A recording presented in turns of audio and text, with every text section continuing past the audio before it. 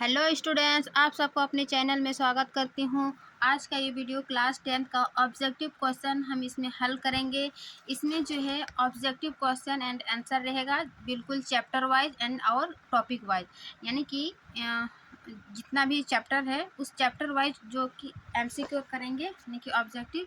जैसे कि biology, physics, chemistry है ना, सभी का पार्ट अलग अलग है। तो आज हम शुरू करेंगे बायोलॉजी का जो पहला अध्याय है जीव प्रक्रम, ठीक है। उससे जितना भी ऑब्जेक्टिव है, यानी कि इस चैप्टर से टोटल जो है देखते हैं 168 है ना, 168 क्वेश्चन है। इसको हम एक पेज डेली करके ऑब्जेक्टिव हल करेंगे, यानी कि 25 क्वेश्चन एक पेज में है, ठीक है ना।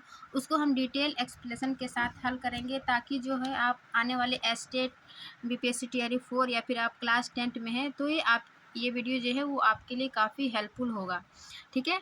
तो चलिए बिना देरी के शुरू करते हैं।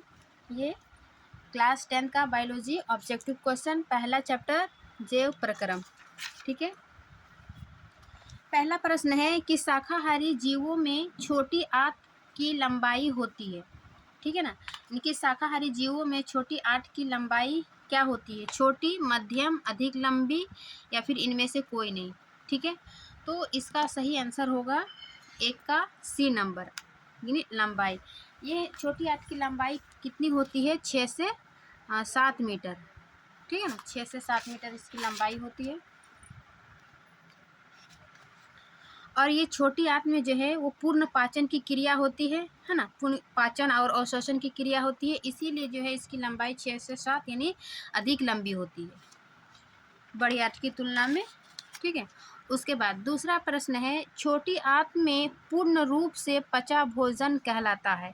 यानी कि ये तो पता है कि छोटी आंत में जो है वो पाचन और अवशोषण की क्रिया होती है, लेकिन पूर्ण पाचन छोटी आंत में होती है। तो जब पूर्ण भोजन जो है वो पूर्ण रूप से पाचित होकर एक तरल पदार्थ में बदल जाता है, इसी को क्या कहेंगे? चाइल कहेंगे, है ना।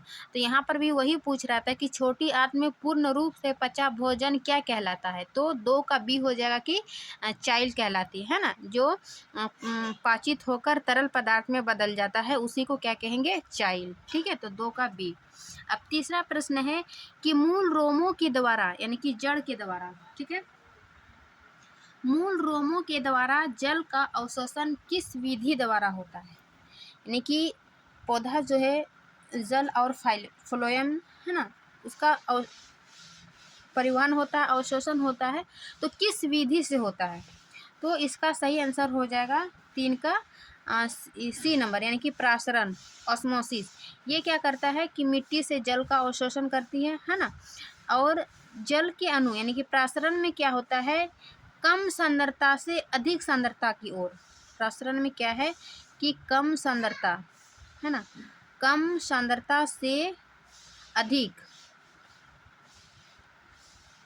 ये प्रसरण का गुण है। क्या? कम सांद्रता से अधिक सांद्रता की ओर जाना। तो ये मिट्टी से जल का अवशोषण करता है ना। किस विधि से? प्रसरण विधि से, ठीक है। अब चौथा प्रश्न है कि मुख गुहा का पिछला भाग, यानी कि मुख गुहा का पिछला भाग कौन सा है? ग्रासनली है या ग्रासनी है, ग्राहनी है या अग्नाशय है? तो 4 का सही आंसर हो जाएगा ग्रासनी, है ना। मुख गुहा का पिछला भाग ये ग्रासनी होगा। फिर 5वां प्रश्न, क्षुद्रांत में स्थित रसांकुर का क्या कार्य है? क्षुद्रांत मीन्स छोटी आंत, उसमें जो रसांकुर प्रेजेंट होता है उसी को क्या कहेंगे? भिलाई। जो अंगुली जैसा संरचना इस प्रकार का है ना, छोटी आंत में ये क्या है? भिलाई, यानी कि रसांकुर अंगुली जैसा इसकी संरचना करती है। यह क्या करता है? ये अवशोषण की सतही क्षेत्र को बढ़ा देता है। यानी छोटी आंत में जितने भी अवशोषण है, पाचन है, उसके क्षेत्रफल को क्या करता है? बढ़ा देता है, जिससे क्या होता है कि पचे हुए भोजन का अवशोषण जो है वो ठीक से हो सके, है ना। तो इसका सही आंसर होगा कि क्षुद्रांत में स्थित रसांकुर का क्या कार्य होता है?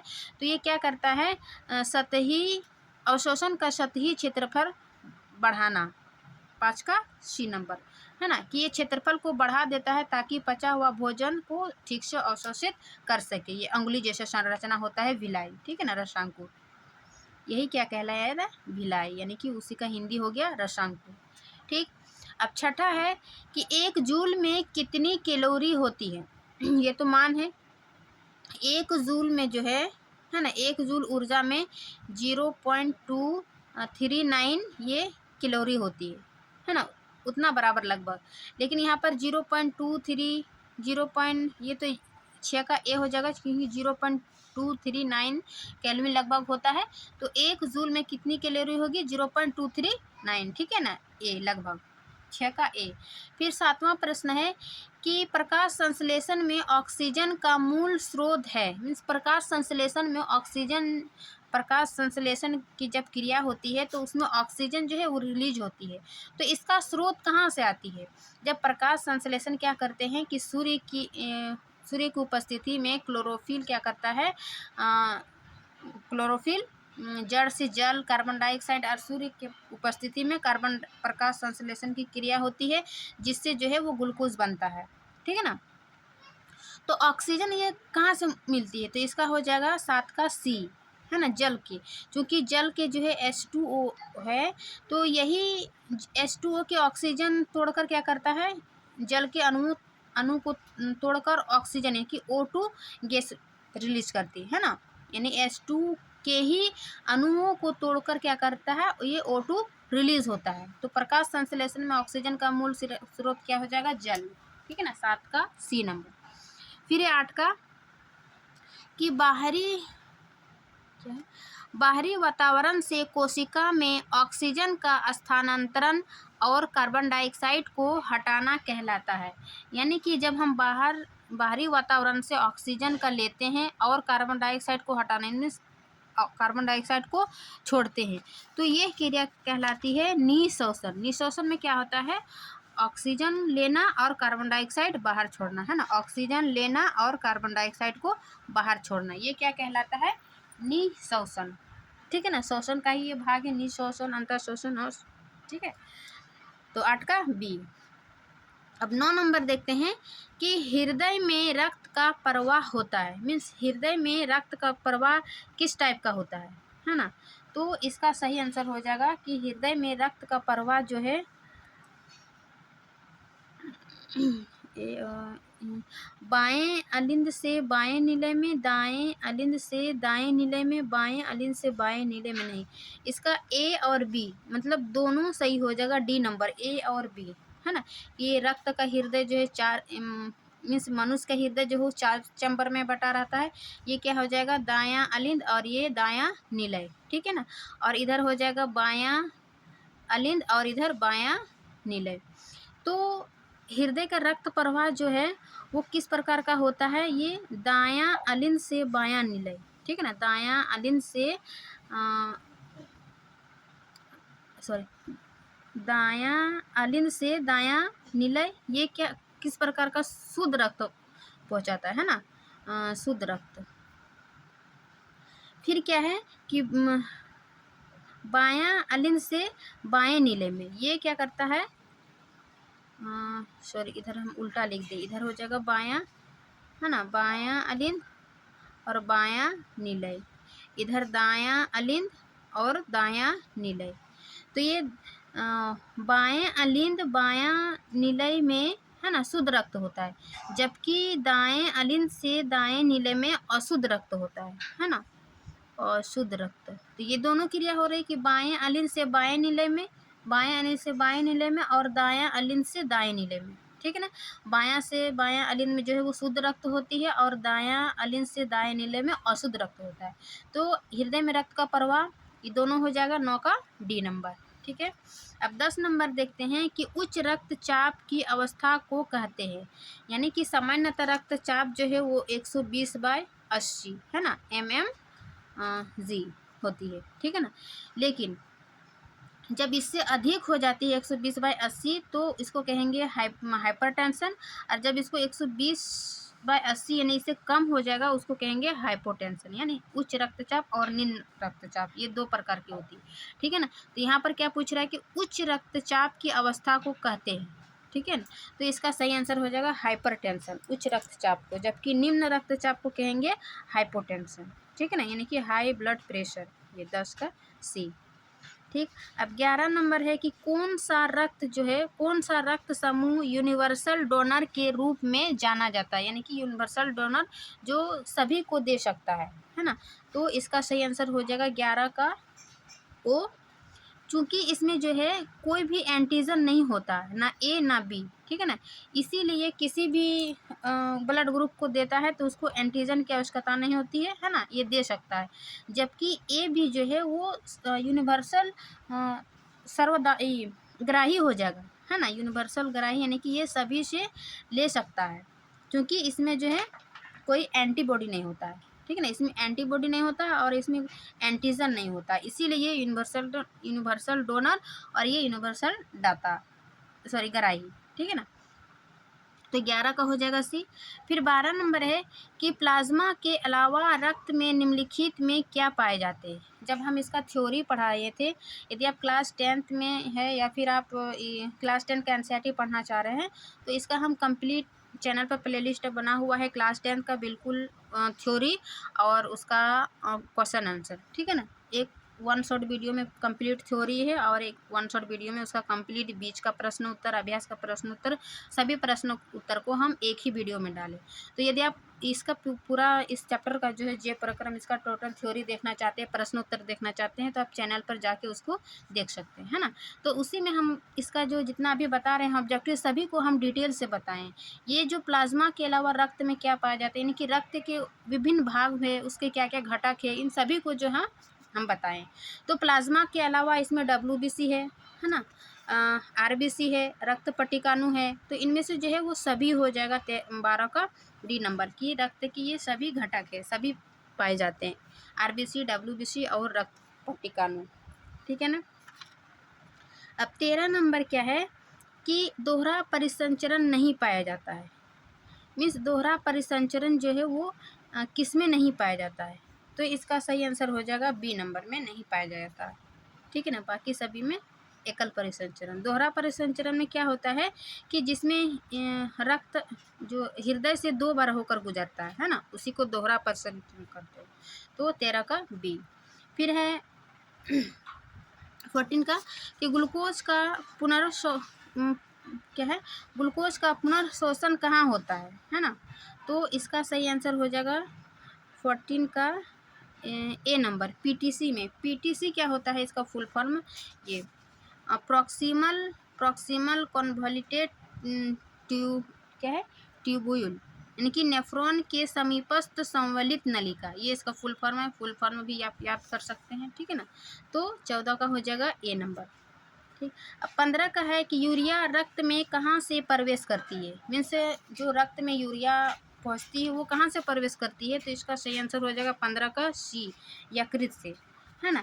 यकृत क्या करते हैं, यकृत में यूरिया का निर्माण होता है और ये फिर यूरिया से क्या करता है, रक्त में मिल जाती है ना, तो 15 का सी हो जाएगा।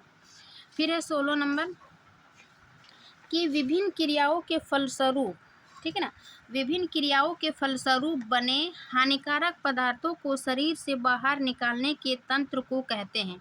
मीन्स जो भी हमारे शरीर में एक्स्ट्रा होता है अवशेषी पदार्थ, उसको बाहर निकालने की प्रक्रिया को क्या कहते हैं, तो इसको उत्सर्जन तंत्र में हम लोग पढ़ते हैं, किडनी, स्किन, है ना, ये सबसे जो पसीना निकलती है, मलमूत्र, ये सब क्या है, उत्सर्जन तंत्र। तो 16 का सही हो जाएगा सी नंबर, ठीक है ना, जो भी अपशिष्ट पदार्थों को बाहर निकालने का कार्य करता है, उत्सर्जन तंत्र के अंतर्गत किडनी आ जाएगा, है ना, ये सभी। फिर है 17 नंबर प्रोटोजोआ उत्सर्जित पदार्थों का निष्कासन कैसे होता है, मीन्स प्रोटोजोआ जो कि प्रोटिस्टा के अंतर्गत आती है, ठीक है ना। तो उत्सर्जित पदार्थों का निष्कासन कैसे होता है, मीन्स इसके अंदर जो अपशिष्ट पदार्थ होता है उसको कैसे बाहर निकाला जाता है, तो इसका सही आंसर हो जाएगा कि डिफ्यूज़न द्वारा, विसरण द्वारा, है ना। 17 का इसी को क्या कहते हैं, डिफ्यूज़न, है ना, ये अपशिष्ट पदार्थों को बाहर निकलते हैं, क्योंकि इसमें जो है कोई विशेष अंक नहीं होता है, जैसे कि हम मनुष्य क्या है उत्सर्जित तंत्र में विशेष अंक है, किडनी है ना, तो इसमें कोई विशेष अंक नहीं होता, ये विसरण द्वारा जो है अपशिष्ट पदार्थों को बाहर निकाल देते हैं। 17 का डी। फिर है 18 नंबर की बबूल के पौधे में मुख्यतः कौन सा उत्सर्जी पदार्थ निकलता है।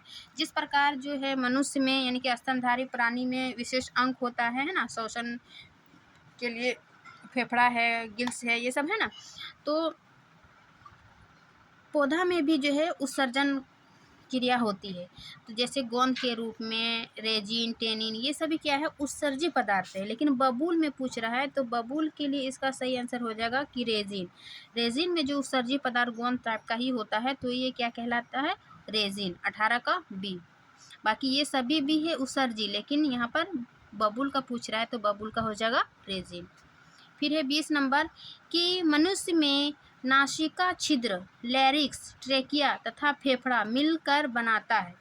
मीन्स कोई भी तंत्र जो बनाता है, उस चाहे वो उत्सर्जन तंत्र हो, पाचन तंत्र हो, जनन तंत्र हो, श्वसन तंत्र, वो कई अंग मिलकर जो है वो अंग तंत्र बनता है।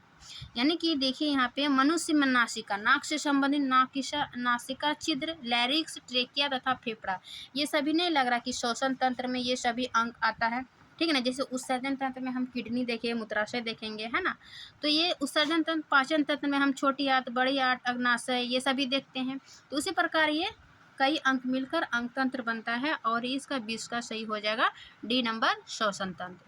ठीक है। अब 21 का क्या है कि पौधों के वायु भागों से जल का स्टोमाटा द्वारा वाष्प के रूप में निष्कासन कहलाता है।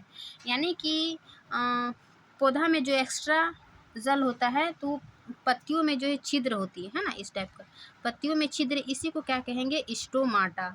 ये स्टोमाटा के द्वारा ही गैसों का विनिमय होता है, उत्सर्जन होता है, और वाष्पोर्जन। तो 21 का सही हो जाएगा बी नंबर, है ना, वाष्पोर्जन। ये क्या करता है, एक्स्ट्रा जल जो होता है वाष्पोर्जन की क्रिया बाहर निकलती है ना, स्टोमेटा द्वारा। तो 21 का बी नंबर। फिर है 22 नंबर, एटीपी में फॉस्फेट की संख्या कितनी होती। एटीपी देखिए, एटीपी का क्या फॉर्मूला होता है, एटीपी एडोनोसिन ट्राइफॉस्फेट, ट्राई मतलब 3 फॉस्फेट के अणु होते हैं इसमें, एटीपी एडोनोसिन ट्राइफॉस्फेट। ठीक है ना, तो इसका सही आंसर हो जाएगा 3 अणु। एटीपी में फॉस्फेट की संख्या कितनी होती है, नहीं ट्राइफॉस्फेट, तो 3 हो जाएगा। 22 का सी नंबर। 23 का क्या है कि कोशिकीय ईंधन निम्न में से कौन है, कोशिकीय ईंधन। ठीक है ना, तो इसका आंसर हो जाएगा ग्लूकोज।